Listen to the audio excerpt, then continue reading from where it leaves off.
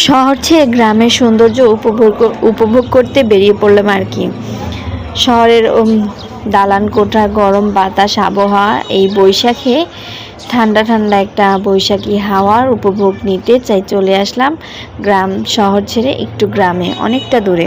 আর যেতে যেতে একটা গান ঠিকই মনে পড়ছিল, ওই যে একটা গান আছে না, গ্রাম ছাড়া ওই রাঙামাটির পথ ও আমার মন ভোলায় রে, সেই গানটাকে খুব মিস করছিলাম। যাই হোক, বলতে বলতে চলে আসি একটা রিলেটিভের বাড়িতে, দাওয়াত ছিল, সেখানে এসে আমরা খাওয়া দাওয়া করে সেরে নিলাম।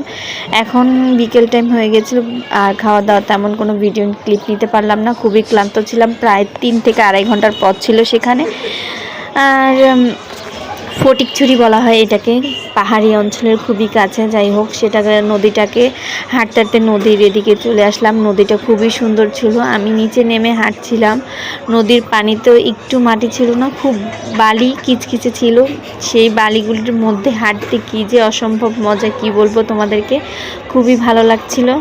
তো বিকেল গড়িয়ে পড়লো, এই তো ঘোরাফেরা হয়ে গেল। এখন হাঁটতে যাওয়ার পথে আমাদের এখানে মাইজভান্ডার শরীফ পার হয়ে যেতে হয় আর কি। সেখান থেকে ওনাকে নাকি অনেকে বলে থাকে মাইজভান্ডার শরীফকে ওভারটেক করে যেতে হয় না, তাকে সালাম জানিয়ে যেতে হয়, হয়তোবা কোনো বিপদ হতে পারে।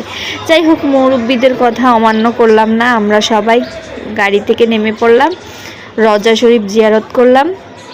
এই তো মোনাজাত করে আমরা আবার বাসার উদ্দেশ্যে রওনা দিলাম। আজকের ভিডিওটা এই পর্যন্ত, ধন্যবাদ সবাইকে।